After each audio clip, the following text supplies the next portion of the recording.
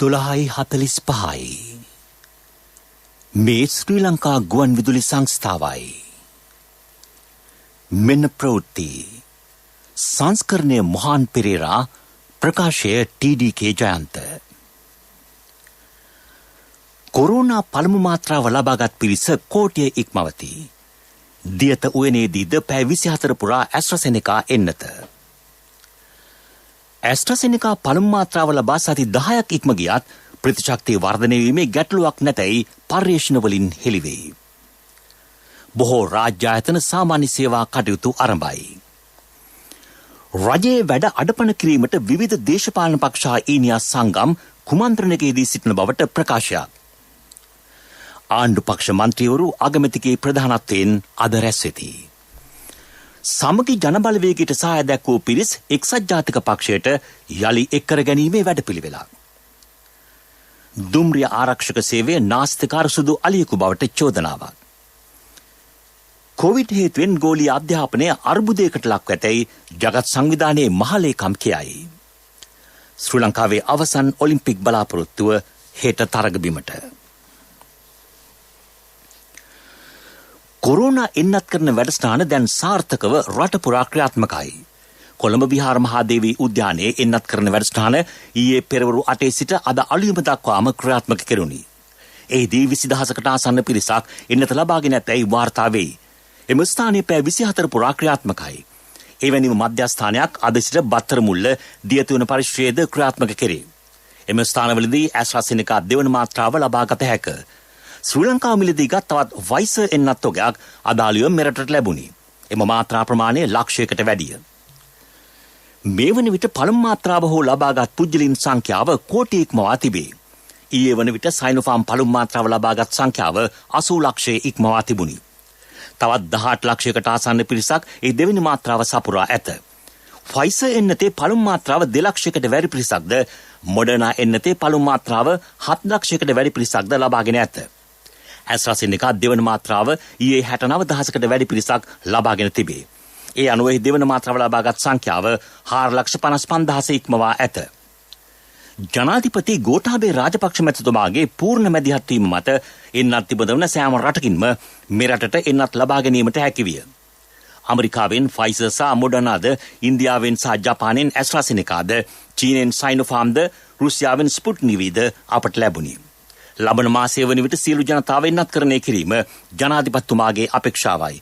අවශ්‍ය නම් තුන්වෙනි මාත්‍රාවක් උද ලබා දීමට එතුමා සූදානමින් සිටී. එන්නත් කරන වැඩසටහනට ජනතාවගේ උනන්දුව ඉතා ඉහළ බව යුද හමුදාපති ජනරාල් ශවේන්ද්‍ර සිල්වා මහතා පවසයි. සෑම අයෙක්ම ඉතා ඉක්මනින් පහසුම තැනට ගොස් එන්නත ලබා ගන්නයි ඒ මහතා ඉල්ලීමක් කරයි.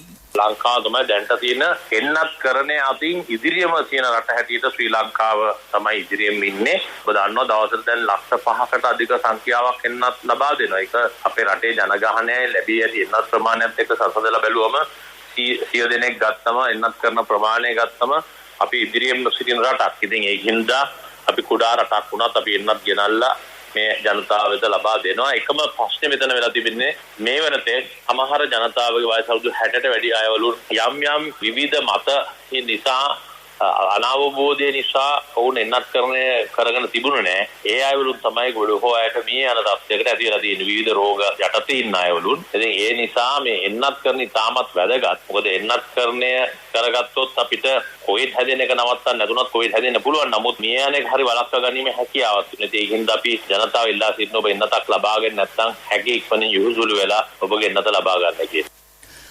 ඇස්ට්‍රාසෙනෙකා පළමු මාත්‍රාව ලබාගත් අයට දෙවන මාත්‍රාව සති 12ක් ඇතුළත ලබා දුන්නේ නම් හොඳ ප්‍රතිශක්තියක් වර්ධනය වීමට හැකියාව තිබුණි. ඒ සති 16ක් ඉක්ම ගිය පසු එමෙන්නතේ ප්‍රතිශක්තිය අහිමි නොවන බව ශ්‍රී ජයවර්ධනපුර විශ්වවිද්‍යාලයේ මහාචාර්ය වෛද්‍ය චන්දිම ජීවන්තන මහතා පවසයි. තම විශ්වවිද්‍යාලයේ පසුගිය මාසයේදී පුද්ගලයන් 500 දෙනෙක් පමණ යොදා ගනිමින් පරීක්ෂණයක් සිදු කළ බවත් ඔවුන්ගේ පළමු මාත්‍රාවෙන් පසු ප්‍රතිශක්තිය මැන බැලූ බවත් ඒ මහතා කියයි. එහිදී හෙළි වූයේ සති 16 ඉක්මවුවත් ඔවුන්ගේ ශරීරය තුළ කොවිඩ් වලට එරෙහි ප්‍රතිදේහ ඉහළ මට්ටමක තිබූ බවයි. කාර්යක්ෂම ප්‍රතිදේහ 126කින් පමණ අඩුවත් එන්නත මගින් නැවත ප්‍රතිශක්තිය වර්ධනය කිරීමට හැකියාව තිබුණි. එබැවින් AstraZeneca දෙවන එන්නත මගින් මතක ශක්ති සෛල නැවත උත්තේජනය කර ප්‍රතිදේහ නිපදවීම සක්‍රිය කරනු ඇත. සති 16ක් නොව සති 20ක් ඉක්මවා ගියත් ගැටලුවක් ඇති නොවන බව ඒ මහතා පෙන්වා දී. ඩෙල්ටා වැනි ප්‍රභේද ව්‍යාප්ත වන බැවින් ශරීරයට ආරක්ෂාව ලැබෙන්නේ එන්නත් මාත්‍රා දෙකම ලබා ගැනීමෙන් පමණක් බව ඔහු කියා සිටී. එන්නත හඳුන්වාදී කෙටි කාලයකි. එම නිසා ප්‍රතිශක්තිය කොතරම් කාලයක් රැඳී තිබෙන්නේ දැයි මෙතෙක් තහවුරු නොමැත. දැනට හඳුනාගෙන ඇති පරිදි මාස 9කට ආසන්න කාලයක් එම ප්‍රතිශක්තිය රැඳී පවතී. මේ ප්‍රවෘත්ති ශ්‍රී ලංකා ගුවන්විදුලි සංස්ථාවෙන්. Sri Lanka Insurance, පියකුමින් මවකමින්.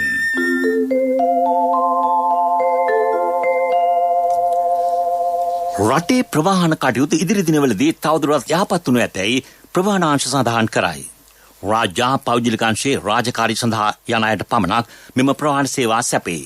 වෙනත් පෞද්ගලික කටයුතු සඳහා යන අය මෙම ප්‍රවාහන සේවා භාවිත කිරීම සුදුසු නොවන බව රාජ්‍ය අමාත්‍ය දිලුම් අමුණුගම් මහතා පවසයි. මාර්ග බාධකවලදී පරීක්ෂා කෙරේ. එබැවින් රාජකාරී හැඳුනුම්පත හෝ සේවයට වාර්තා කිරීමේ ලිපියක් හෝ ආයතනයෙන් ලැබුණු කෙටි පණිවිඩයක් රාජකාරී සඳහා පැමිණෙන අය සතුව තිබීම අනිවාර්ය වේ. පෙරබරුවේ හා පස්වරුවේ පොදු ප්‍රවාහන සේවා මුළුමනින්ම ක්‍රියාත්මකයි. අන්තර් පළාත් ප්‍රවාහන සේවා ප්‍රධාන ලෙසම රැකියා කරන්නට අදාළ වේ. මාස කිහිපයකට පසු රාජ්‍ය සේවය මෙන්ම පෞද්ගලික සේවා අංශයේ කටයුතු යථා තත්ත්වයට පත්වීමත් සමග අද පෙරවරුවේ සිටම ප්‍රධාන මාර්ගවල ප්‍රමාණවත් පරිදි බස් හා දුම්රිය සේවා ක්‍රියාත්මක කෙරුණි. කෙසේවත් 154 බස් මාර්ගයේ ප්‍රමාණවත් පරිදි බස් රථ ධාවනය නොවීම නිසා එම බස් රථ දැඩි ලෙස මගින් ගෙන පිරී තිබුණි. බම්බලපිටිය දුම්රිය ස්ථානයේ අසලින් කිසිදු බස් රථයක් ධාවනය ආරම්භ නොකළේය. කොරෝනා වසංගත තත්ත්වයක් හමුවේ වුවත් වත්මන් රජය හැකි පමණින් සියලු ජනතාවට පහසුකම් ලබා දීමට ක්‍රියා කර ඇතැයි සමගි ශ්‍රී ලංකා පදනමේ සභාපති පූජ්‍ය කිරිඔරුවේ ශ්‍රී ගුණානන්ද ස්වාමින් වහන්සේ පවසති. විවිධ දේශපාලන පක්ෂ හා ඊනියස් සංගම් රජය ගෙනනු ලබන යහපත් වැඩසටහන් අඩපණ කිරීමට උද්ඝෝෂණ හා වර්ජන සිදු කරමින් පවතී. ඊට එරෙහිව අද පෙරවරුවේ කොළඹ නිදහස් චතුරස්‍ර පරිශ්‍රයේ පැවති සත්‍යාග්‍රහයට එක්වමින් උන්වහන්සේ මේ බව පැවසූහ. අද සමාජයේ මේ රජයේ පිළිබඳව පුජ්‍යලික වශයෙන් දේවල් හිතාගෙන ඒ පුජ්‍යලික දේවල් ලැබුණේ නැතුව දැන් වර්ජන මේ වර්ජන කරන්න වෙලාවක්ද මේක ගුරුවරු කියලා මේ අය කියන්නේ ගුරුන් කියන අය කියන්නේ ගුරු මවුන් කියලා මෙවුන් මේ එහෙම නෙවෙයි මෙවුන් ගුරු මරුන් ළමයි දුක් විඳිනවා අර ගස් උඩ හිටන් මේ මිනිස්සු ඒක කරන්නේ නැතුව පාසලේ උගන්වන්න ටික උගන්වන්නේ නැහැ ඊළාට ගිහිල්ලා ටියුෂන් කරලා ගිහිල්ලා අර මිනිස්සුන්ගේ සල්ලි අරගෙන ටියුෂන් කඩදාගෙන උගන්වන්නේ ඉල්ලනවා වගකීම් සහ යුතුයකම් කරන්නේ ඊළාට මේ රට ගැන හිතන්න ඕනේ අපි කරන්න තියෙන්නේ ඔය වර්ජන වගේ දේවල් නෙවෙයි මේ රජයට ආධාර කරලා අපි රජය කියන්නේ ඉතින් ඒ නිසා අපිත් වැඩ කරමු අපිත් වැඩ කළා මේ රට ගොඩ ගන්න තමයි ඕනේ විකාර වැඩ කරන්නේ නැතුව වර්ජන අරවම කරන්න එපා මේ වෙලාවේ රටට ආදරේ දිනනවා කරන්න එපා.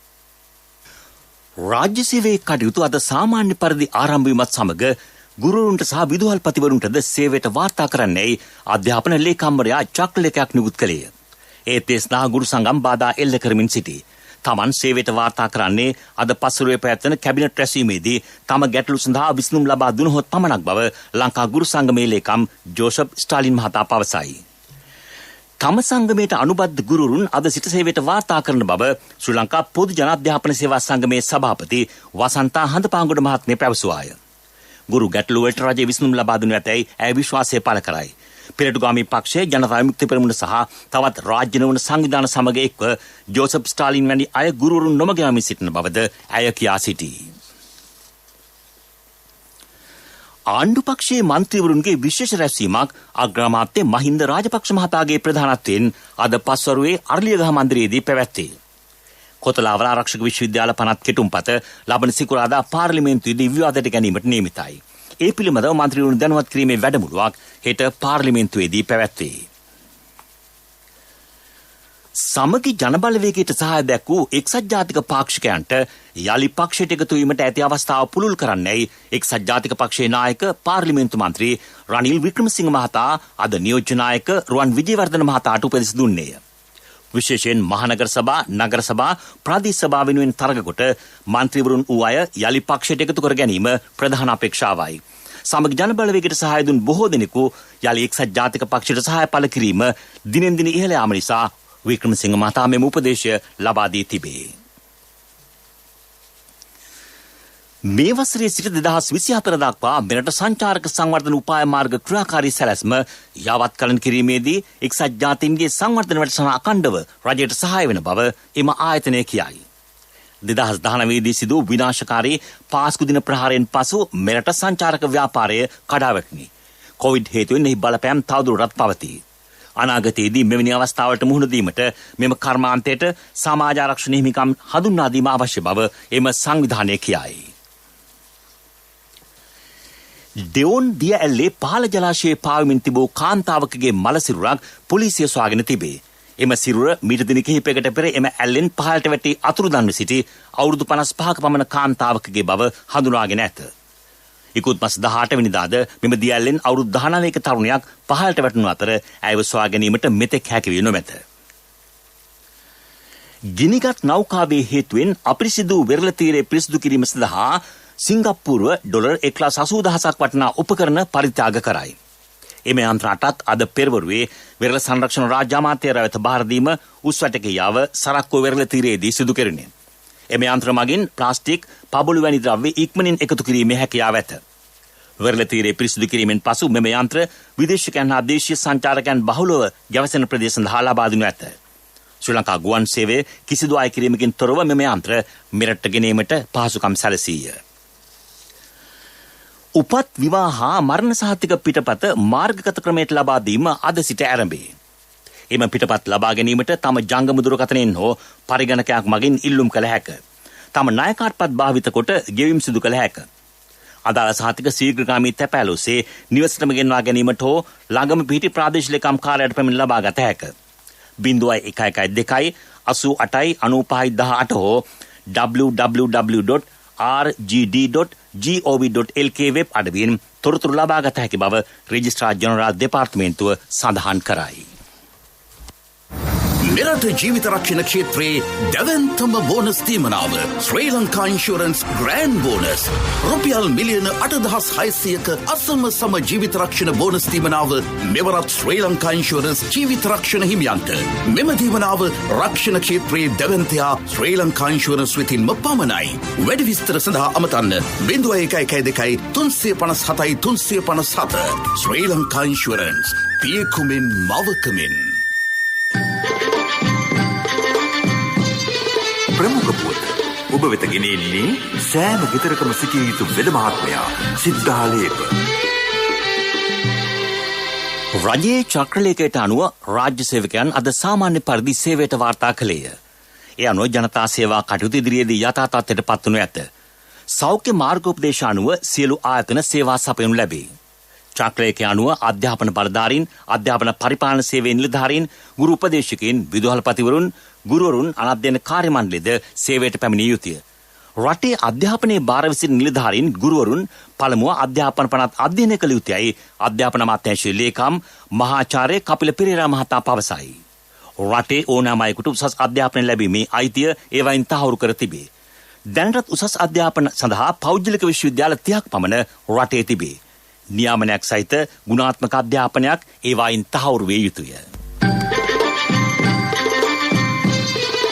ප්‍රමුඛ පුවත් ඔබ වෙත ගෙන ආවේ සෑම ගෙදරකම සිටිය යුතු වෙද මහත්මයා සිද්ධාලේප. ශක්ති හඬ අවධානය පිණිසයි. දුම්රිය මගී දේපල ආරක්ෂාව තහවුරු කිරීමට ස්ථාපිත කර ඇති දුම්රිය ආරක්ෂක සේවය මේ වන විට මුදල් නාස්තිකාර සුදු අලියකු බවට පත් වී ඇතැයි චෝදනා එල්ල වේ. එම දෙපාර්තමේන්තුවේ සේවකයෝද ඒ බව පවසති. ඔවුන් පරීක්ෂා කිරීම සිදු නොකළත් විශාල ලෙස අතිකාල සහ ගමන් වියදම් දීමනා වංචනික ලෙස ලබා ගන්නා බව හෙළි වී තිබේ. හිටපු දුම්රිය සාමාන්‍යාධිකාරී ඩිලාන්ත ප්‍රනාන්දු මහතා දිවයින පුරා දුම්රිය ආරක්ෂක සේවා ස්ථාන වෙනුවෙන් ඇඟිලි සලකුණු යන්ත්‍ර ස්ථාපිත කළත් ඔහු තනතුරින් ඉවත් යාමත් සමගම එම යන්ත්‍ර භාවිත කිරීම අත්හිටුවා තිබේ. විශාල මුදලක් වැය කර ස්ථාපිත කෙරුණු එම යන්ත්‍ර සියල්ල අක්‍රිය කර ඇත. එය ප්‍රයෝජනට ගෙන දුම්රිය ආරක්ෂක සේවයේ බොහෝ දෙනෙකු බැහැර රාජකාරිය යෙදුණු බවට ව්‍යාජ ලෙස පෙන්වා අසීමිත ලෙස විවිධ දීමනාත් ලබා ගනිමින් සිටී. දුම්රිය ආරක්ෂක සේවයේ නිලධාරීන් සම්බන්ධයෙන් විමර්ශන එම නිලධාරීන් විසින්ම සිදු කරනු ලැබිය. එහෙත් දැන් එය නතර කිරීමට ප්‍රවණ අමාත්‍යාංශ ලේකම්වරයා ලිඛිත උපදෙස් දී තිබේ. එහෙත් එය නතර කර නැතැයිද වාර්තා වෙයි. විදෙස් පුවත්.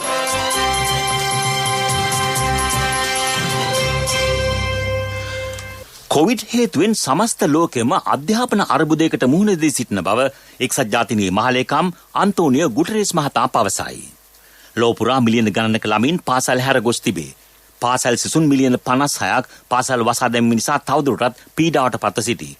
ඉන් මිලියන 25ක් යලි පාසල් පැමිණීම සැකසහිත බව හඳුනාගෙන ඇත. මෙම තත්ත්වය යටතේ ඩිජිටල් ඉගැන්වීම් සහ අනාගතයට ගැලපෙන නව පද්ධති සකස් කිරීම අවශ්‍ය බව ඒ මහතා පෙන්වා දෙයි. මියන්මාරයේ බලය අත්පත් කරගත් එරට හමුදා ප්‍රධානී මික් අවුම් හේලීන් භාරකාර ආණ්ඩුවක අගමැතිවරයාගේ භූමිකාව බාරගෙන ඇතැයි එරට මාධ්‍ය සඳහන් කරයි. ඊයේ ජාතිය අමතමින් ඔහු සඳහන් කළේ වසර 2023 දී මැතිවරණයක් පැවැත්වීමට තම අපේක්ෂා කරන බවයි. කලාපීය නියෝජිතයන් සමග සහයෝගයෙන් වැඩ කිරීමට තම පරිපාලනය සූදානම් බවද ඔහු සඳහන් කළේය. මියන්මාරයේ හමුදා පාලනයට දැන් මාස 6ක් ගත වී තිබේ.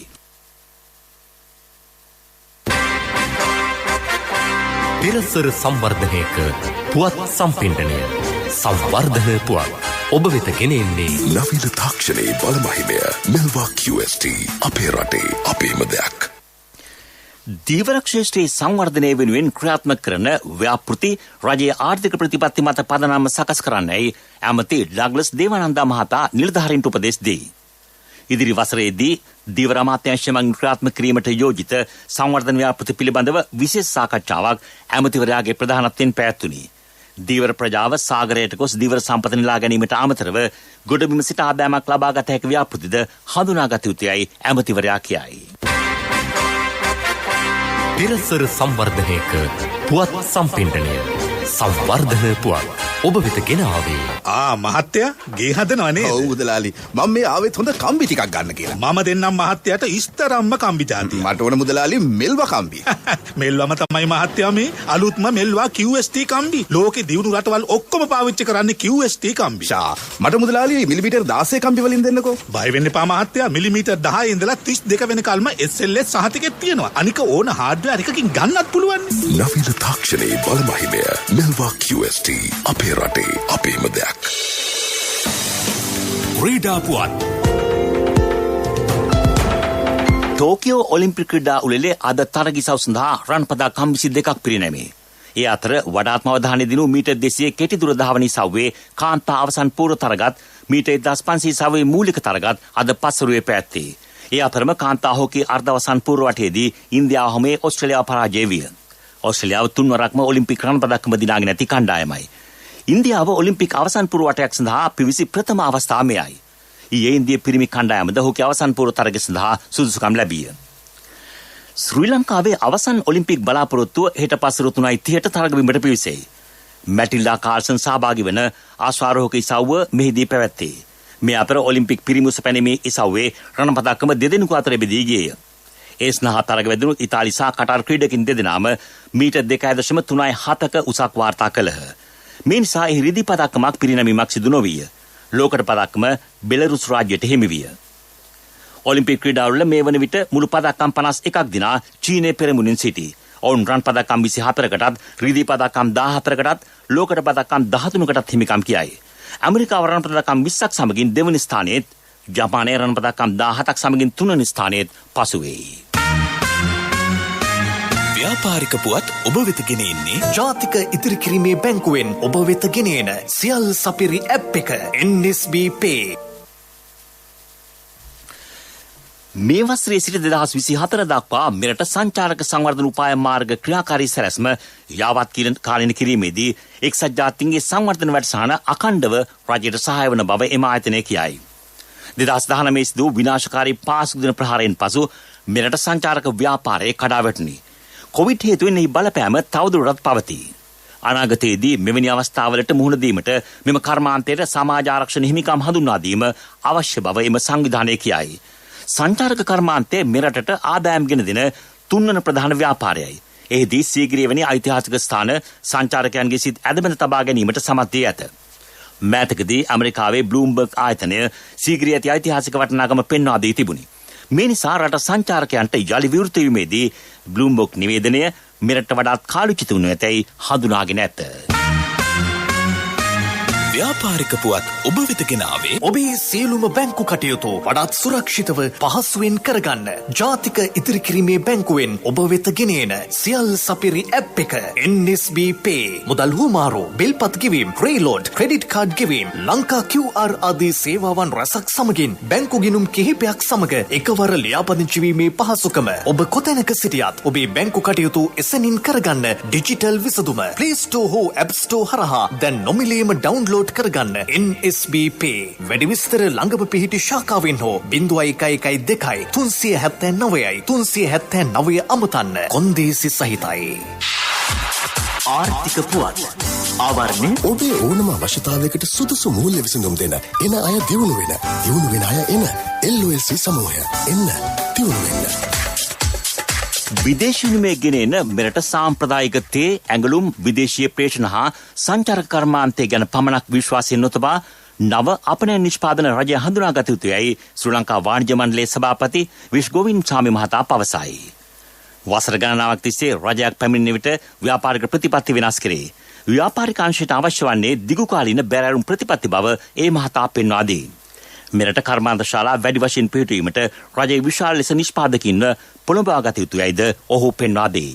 යුතුකම් වගකීම් එක්ක සල්ලි ඉතුරු කරන්න ලේසි නෑ. ඔබේ ස්ථාවර තැන්පතට ආකර්ෂණීය පොලියක් හා ආරක්ෂාවක් දෙන්න අපි පොරොන්දු වෙන්නේ ඒකයි. LOLC Finance ස්ථාවර තැන්පතු ඉතිරිය උතුරන්න. 2001 දෙසැම්බර් 13 වෙනි දින නීතිගත කරන ලද LOLC Finance PLC ICRA Lanka limited වෙතින් SLA ස්ථාවර ශ්‍රේණිය ලබා ඇත. 2011 අංක 42 දරන මුදල් ව්‍යාපාර පනත යටතේ ශ්‍රී ලංකා මහ බැංකුවේ මුදල් මණ්ඩලය වෙතින් බලපත්‍රලාභී මුදල් සමාගමකි.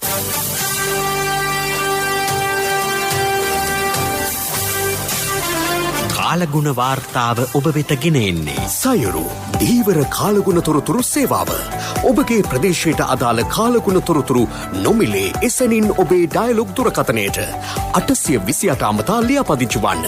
දීවර හා ජලජ සම්පත් දෙපාර්තමේන්තුව සහ කාලගුණ විද්‍යා දෙපාර්තමේන්තුවේ ඉදිරිපත් කිරීමකි. සයුරු සමග සොරැකීම. සබරගමුව හා බස්නාහිර පළාත්වලත් නුවරඑළිය මහනුවර ගාල්ල හා මාතර දිස්ත්‍රික්කවලත් වැසි ඇතිවිය හැකි බව කාලගුණ විද්‍යා දෙපාර්තමේන්තුව සඳහන් කරයි. ඌව පළාතේ සහ අම්පාර දිස්ත්‍රික්කයේ ස්ථාන ස්වල්පයක පස්වරුවේ වැසි ඇතිවේ. හම්බන්තොට දිස්ත්‍රික්කයේ සුළඟේ වේගය විටින් විට තරමක් ඉහළ යනු ඇත.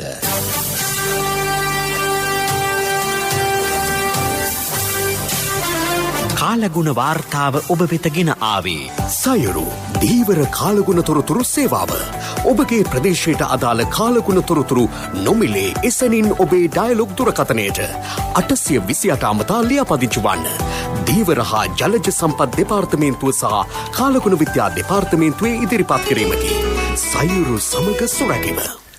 යලි සිරස්තල කොරෝනා පළමු මාත්‍රාව ලබාගත් පිරිස කෝටිය ඉක්මවති. දියත වුවනේදීද පැය 24 පුරා ඇස්ට්‍රාසෙනිකා එන්නත. ඇස්ට්‍රාසෙනිකා පළමු මාත්‍රාව ලබා සති 16ක් ඉක්ම ගියත් ප්‍රතිශක්තිය වර්ධනය වීමේ ගැටලුවක් නැතයි පරීක්ෂණ වලින් තහවුරු වෙයි. බොහෝ රාජ්‍ය ආයතන සාමාන්‍ය සේවා කටයුතු ආරම්භයි. රජයේ වැඩ අඩපණ කිරීමට විවිධ දේශපාලන පක්ෂ හා ඊනියා සංගම් කුමන්ත්‍රණයකදී සිටින බවට ප්‍රකාශයක්. ආණ්ඩු පක්ෂ මන්ත්‍රීවරු අග්‍රාමාත්‍යවරයාගේ ප්‍රධානත්වයෙන් අද රැස් වෙති. සමගි ජනබලවේගයට සහාය දැක්වූ පිරිස් එක්සත් ජාතික පක්ෂයට යලි එක් කර ගැනීමේ වැඩපිළිවෙලක්.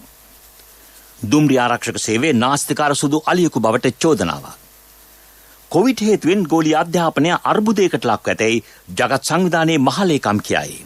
ශ්‍රී ලංකාවේ අවසන් ඔලිම්පික් බලාපොරොත්තුව හෙට තරග බිමට. අපගේ මෙම ප්‍රවෘත්ති ප්‍රකාශයට www.slbc.lk වෙබ් අඩවිය ඔස්සේද ඔබට සවන් දිය හැකි. මීළඟට අපගේ ප්‍රධාන ප්‍රවෘත්ති ප්‍රකාශය සවස 6ට ප්‍රවෘත්ති ඉන් සමාප්තයි.